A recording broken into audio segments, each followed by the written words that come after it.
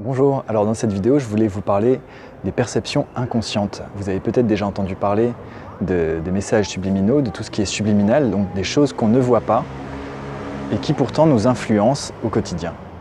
Donc des messages comme ça, des messages inconscients, des perceptions inconscientes, il y en a plein au quotidien. Quand on se balade dans la rue, il y en a plein, on en reçoit plein.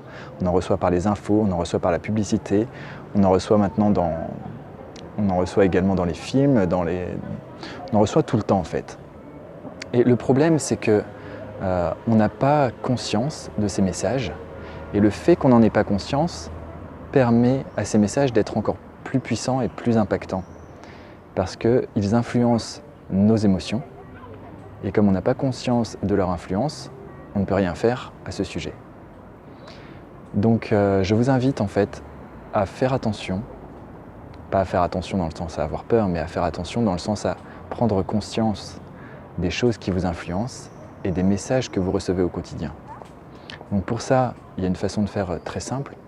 C'est déjà l'exercice dont j'ai parlé la semaine dernière, l'exercice dont j'ai parlé dans la dernière vidéo va déjà vous permettre de prendre conscience de ça, parce que vous allez retrouver dans les souvenirs des choses que vous avez vues ou que vous avez entendues qui vous ont influencé négativement. Et puis, je vous invite à faire attention simplement, à porter votre attention, à porter votre conscience sur ce qui vous arrive tous les jours.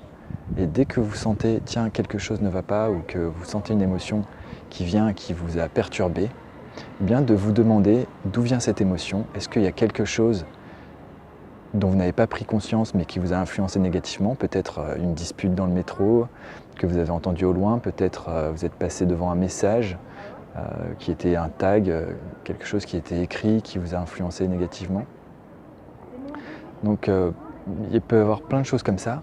Et puis l'autre chose que je vous propose, c'est de mettre dans votre environnement des choses qui au contraire vous encouragent et vous influencent positivement. À bientôt pour une prochaine vidéo.